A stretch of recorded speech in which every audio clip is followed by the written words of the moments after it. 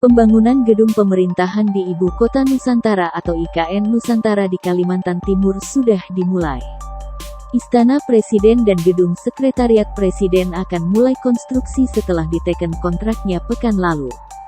Sebelumnya, pemerintah juga telah memulai proyek rumah pekerja konstruksi yang akan membangun proyek di kawasan inti pusat pemerintahan KIPP sejak bulan September lalu. Namun, ada yang menarik dari proyek bangunan di IKN Nusantara. Pasalnya, setiap bangunan di IKN akan diatur tidak boleh lebih dari 4 lantai. Alias tak akan ada gedung pencakar langit. Ada 2 alasan yang mendasari hal ini. Pertama, alasan agar bangunan tidak melebihi tinggi burung Garuda yang akan dibangun di Istana Presiden. Kedua, karena alasan teknis terkait faktor tanah yang kurang stabil sehingga bangunan dibuat tidak terlalu tinggi.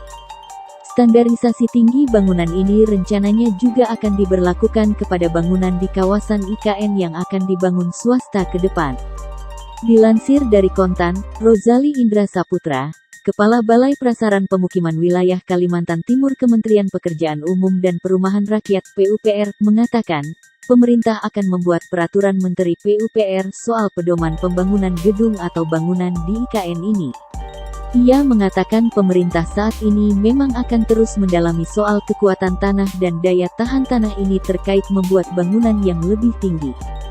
Sejauh ini standar pembangunan ini telah dilakukan pada proyek rumah susun pekerja konstruksi yang saat ini sedang berjalan. Dengan keterbatasan tinggi gedung ini diharapkan pembangunan IKN bisa sesuai konsep yang diharapkan yakni Smart and Forest City.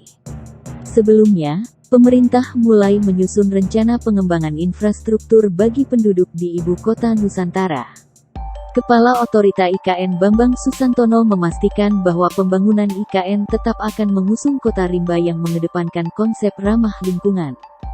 Hal ini disampaikannya usai menghadiri rapat terbatas yang dipimpin oleh Presiden Joko Widodo di Kompleks Istana Kepresidenan, Jakarta, Rabu, tanggal 2 November tahun 2022.